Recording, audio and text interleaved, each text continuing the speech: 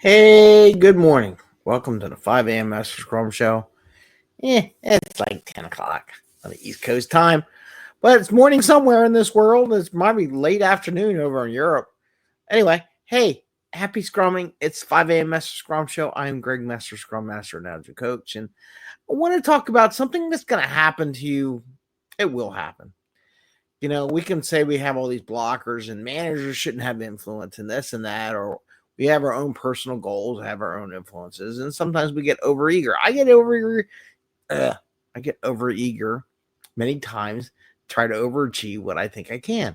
And you're going to encounter this as an agile coach, as a scrum master, as a team, as a manager. And I want to share teams try to maybe produce more or promise more based on influences, maybe a manager, maybe a team leader, maybe themselves, that they can achieve more than they can. And our job as an agile coach or a scrum master or coach in general is to say, well, what's the data tell you? What did you do differently? What did you change to allow you to assume you can do more work than you did previously? And this is where the retro and sprint planning come together. And this is for our Thursday, where we talk about requirements, reviews, retros, and roles. And we're covering all the bases of today. This is job as your Scrum Master role and as a coach. We're going to talk a little about retro and how retro plays into the sprint planning activity in that activity. So it's 5 a.m. Mester Scrum Show. I am Greg Mester, Scrum Master and Agile Coach. And here we talk about Scrum and Agile in a very practical and tactical way. So you can bring more value to your customer, not work so hard to bring that value to your customer, and have a little fun. And if you want a copy of my change book, just sign up for our mailing list. There's some links here. There's links on 5 a.m. Mester Scrum. There's links everywhere. Let's look up 5 a.m. Mester Scrum. You should see a link to join the mailing list, and you get a free PDF copy of my book, and it has 20 other people in it. It's pretty good. I'm way behind on things I got to do, but you know what? It's a constant flow. And with that, let's get into the subject. I got Bubbles over here. She's hanging out. What I guarantee you that you will get a time or multiple times when a team will want to overachieve, or a manager wants to overachieve, or they have influence that they want to make the manager happy, so they're going to try to overachieve. Years ago, I had one team, I had one manager, and the key to this, let me take a step back. The key to this is data, right? Why do we keep metrics? Because otherwise it's all opinion, right? No, I love all these people. Metrics suck, blah, blah, blah. You need some kind of metrics because you need something to back up what your observations are indicating. And let's say in this case, the manager would be like, hey, we promised the product owner, they all went up here. And I remember talking to this executive, and I said, yeah, they're all promising up here in the top, but they're all achieving down here. He says, but the team said that they can do it, so I'm assuming it's good, and they accepted it. I'm like, what in the data is indicating that they can achieve this? And I'm like, what have they done? What have they done differently? What have they changed in order to go from here to up here, up, in the production output for the team for the sprint? And they always look at me like, what? I'm like, yeah. Where's the data? You tell me you're a data person. Where's the data? And this is great for IT people because they all say, well, I'm a data person. I need the data. Well, then tell me where the data says you can do more work. The other day, I had a team I was coaching, and the scenario was they had a bad sprint. It happens all the time.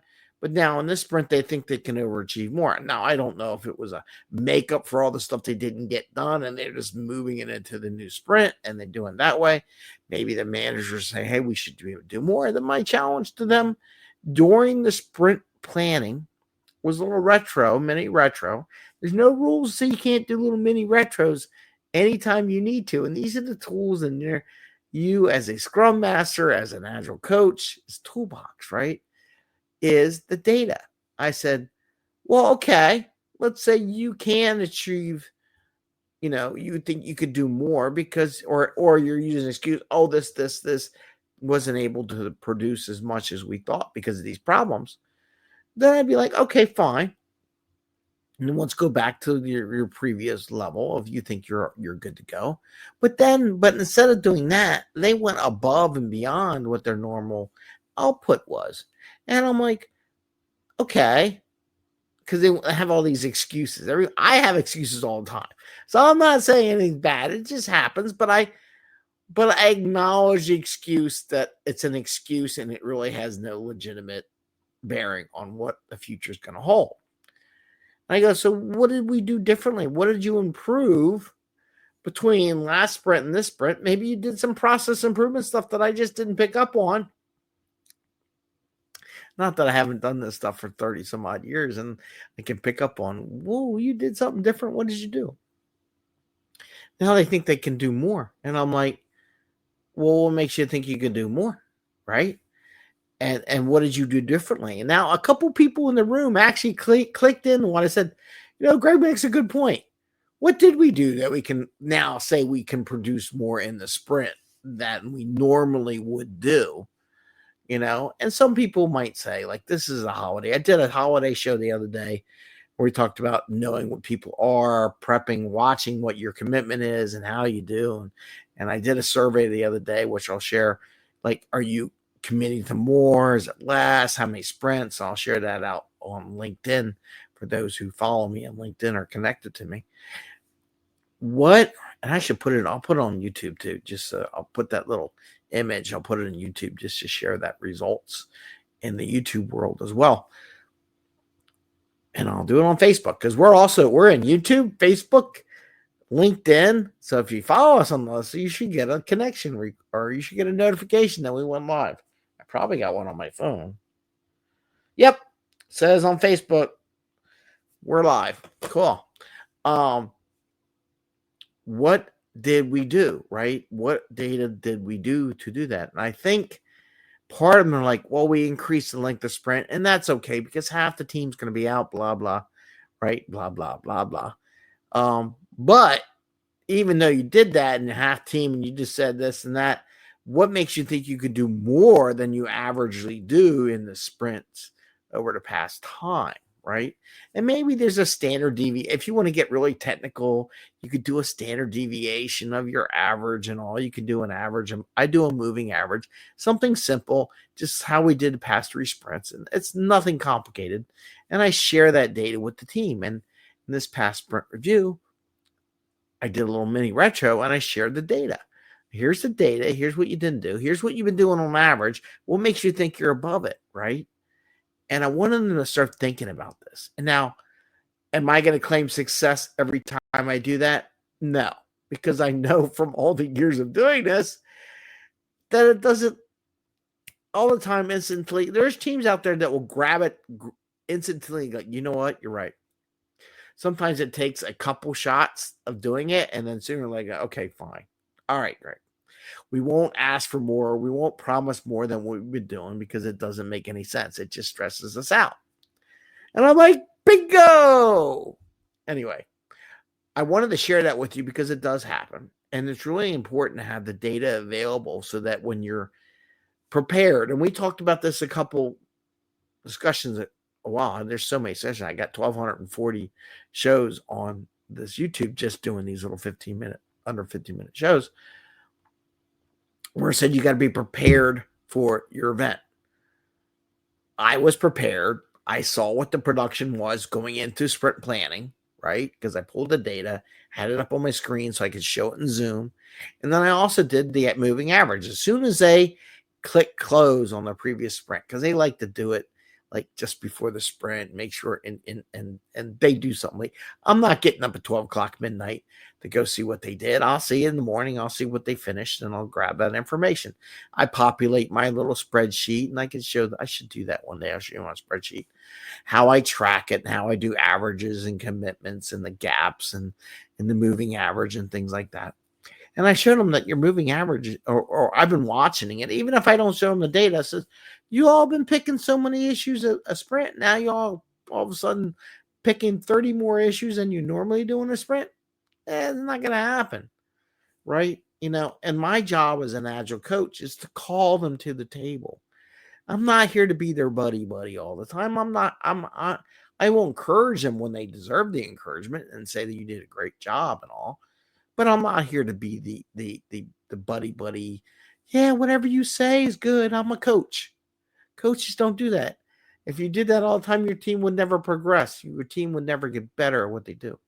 So be mindful, be prepared, do a little mini retro.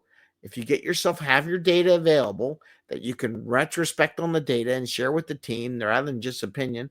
Well, here's what you've been doing. Here's your average thing. And you're now picking up here.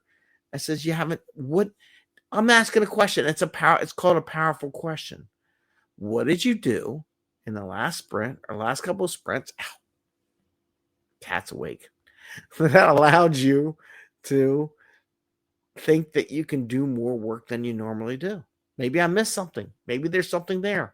And it makes them think because it also sets you up for the next retro, right? So this shows the power of a retro. Did you use your retro? Because I don't control what they decide they're going to work on. Here, come here, cat. There's Bubbles. She's here. She's just flipped out there for a second there and clawed me to death. She's got her claws out. Hi, Bubbles. What's up? I know. I'm not paying any attention.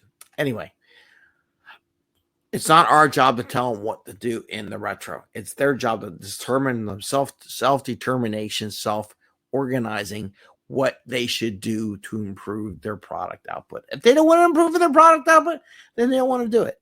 Now, when they do stupid things, we call them out for it, right? So that's part of that thing. Anyway, I'm going to wish you happy scrumming, a great day. The holidays are coming up. So I know there's not going to be as many viewers on here because you're not at work or not going to work, and some people don't do it, but it's a great time to work on your education.